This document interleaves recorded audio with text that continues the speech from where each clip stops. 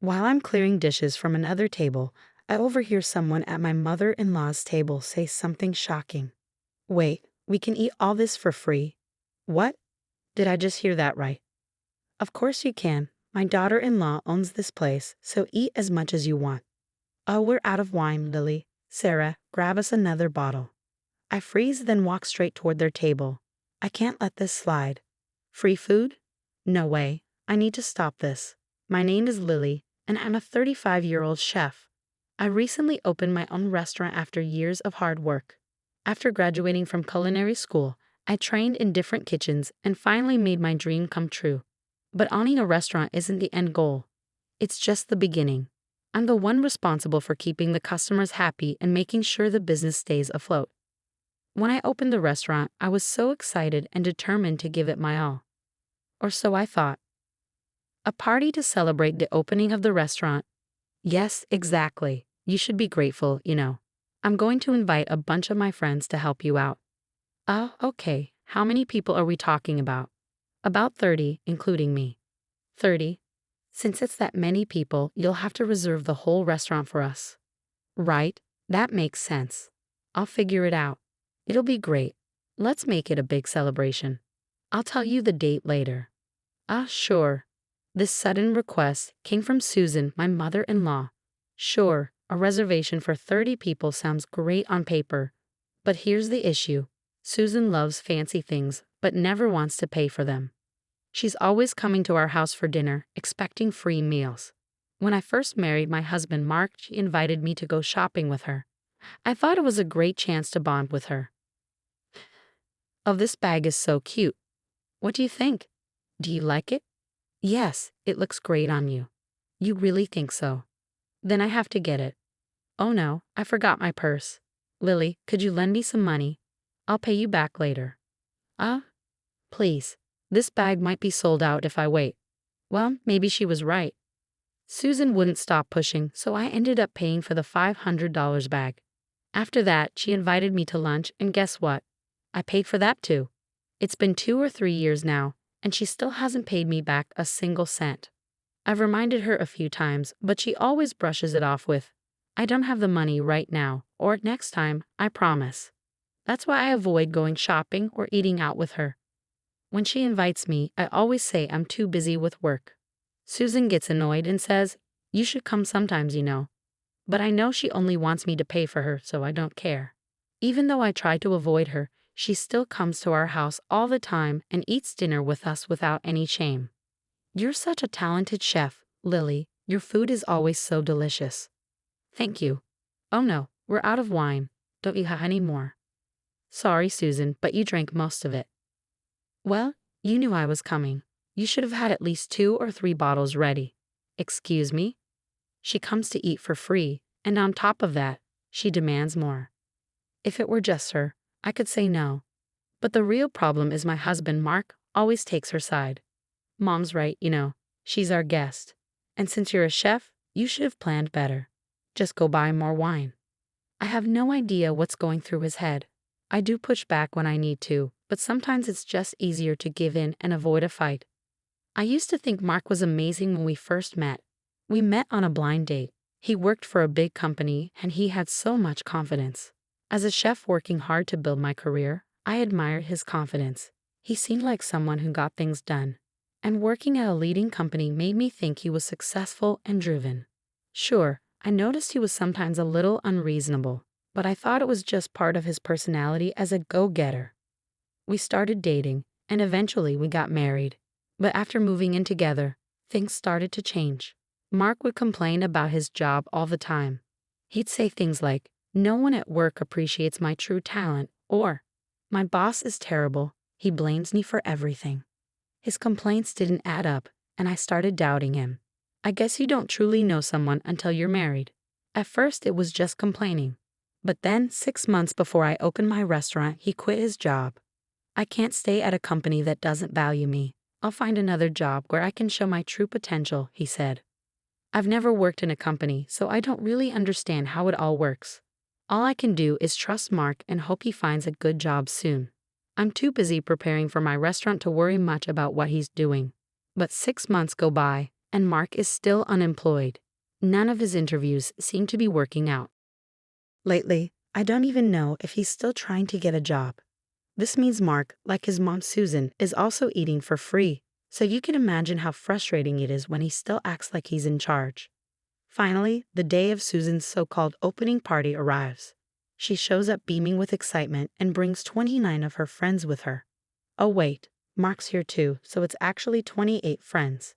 Lily, thank you so much for this. Sure. What does she mean by thank you? If she's thanking me for serving food to her friends, fine, I'm happy to do that. But if she means, thanks for letting us eat for free, that's a different story. This dinner reservation is for 30 people and dinner is way more expensive than lunch. I'm nervous about how much this will cost. But I try to focus on serving the guests and making sure everything goes smoothly. Wow, everything tastes amazing. This place looks incredible. You can tell how much effort went into it. Hearing those compliments makes me so happy. But it drives me crazy when Susan keeps saying, I'm right, like she's the one who owns the restaurant. Halfway through the evening, as I'm clearing plates from another table, I overhear something shocking from Susan's table. Wait, are we really allowed to eat all this for free? Huh? What did she just say?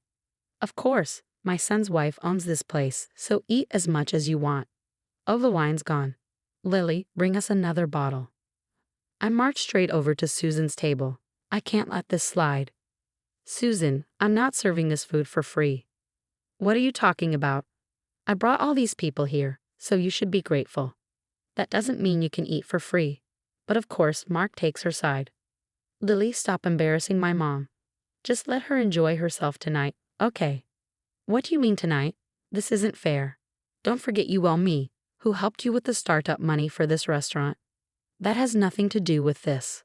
But Susan cuts me off. There's still more food coming, so go back to the kitchen and hurry up. I glare at her but head back to the kitchen. As I walk away, I hear one of her friends whisper, "Is everything okay?" Susan replies confidently, "Don't worry, she knows she's serving us for free." Her friends don't seem to fully understand what's happening. Meanwhile, dessert is served and everyone seems to enjoy the food. Lily, everything was amazing. Thank you so much.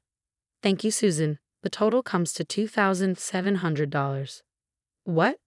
Not just Susan, but also her friends are shocked. You said we wouldn't have to pay today. I know, but that's not the case anymore. Susan, how could you expect me to serve 30 people for free? You're going to pay the full amount. Lily, stop. You're causing trouble for Mom. I'm the one who's in trouble. And why are you acting like this? You're not even working. What? Mark's unemployed? I thought you told us he worked at a big company and was getting promoted soon. Well, right now, I'm just taking a break. Lily, don't embarrass me in front of everyone. You're the one who refuses to work. Susan, you're the one who should be embarrassed. And by the way, you still owe me for everything. Owe you? Yes, I remember you helped me with the startup money for this restaurant. I'm thankful for that. I gave you $10,000. So at the very least, you should pay me back with today's bill. Okay, fine. With that, I press a button and close the restaurant's shutters. Susan, what are you doing? Why are you closing the exit? I'm not letting anyone leave without paying. If you're not going to pay the $2,700, I'll call the police. The police? Are you crazy? Susan's friends start getting upset. We only came because you said everything would be free. Yeah, we're not dealing with the police. Lily, help me out. Susan begs. Why should I? I never agreed to serve anyone for free. I never said she didn't know. Susan quickly tries to cover up. Well, here's the deal. Either everyone pays $90 each or you pay the full $2,700, Susan. Are you not listening? You owe me $10,000, so today's bill should go toward that. Susan, I know none of that $10,000 came from you. You've been lying to me this whole time. What do you mean? When I told your husband I was opening the restaurant, he said the $10,000 was a gift from the family, but you made it seem like it came from you. You've been tricking me into thinking I owe you money just so you could eat for free. No, that's not what Susan's friends now glare at her. You made me pay for dinner the other day and said I'd get to eat for free today. I paid for the spa we went to, and you said we'd be even with this dinner. I pay for your concert ticket, The scarf you're wearing, the gas for our trip, and the coffee. Susan's friends all listed the things they had paid for her. Well, maybe I can forgive the coffee. That's my honest opinion. Susan looks like she's about to faint and starts begging. Please, I'll pay you later, just let everyone go home. No, you have to pay now. You still haven't paid me back the $500 for the bag. Pay now or we'll call the police. No, please. I don't have the money with me. How can you expect me to pay this much all at once? Fine. I'll ask your husband to bring the money. What? No, please don't. They'll be so mad. That's not my problem. Either we call him or the police. You decide. No, no. Okay then, I'll call the police. Okay. Call my husband, just not the police. In 20 minutes, her husband arrives. What on earth is going on here? I'm sorry. Lily, I apologize for my wife's behavior. He hands me the $2,700. Don't apologize. It's not your fault. I open the shutters and let Susan's friends leave. I'm so sorry about what happened. My apologies too. The food was great. I'll be back. Thank you. Please do. Only my in-laws and husband are left in the restaurant. When will you stop? I'm so sorry. It won't happen again. Please forgive me, Susan begs. No, I'm not letting this slide anymore. I know about the startup money, how you're always getting free meals, the $2,700 your husband paid today, the $500 for the bag, and all the times you've made me pay. You're going to work and pay it all back. Please no. Can you talk to Mark as well? He's still unemployed, I say. What? Susan's husband turns to Mark. Mark, what's going on here? Well, I just haven't found the right company. You've got to be kidding me. You used my connections to get into that great company and blew it. Huh?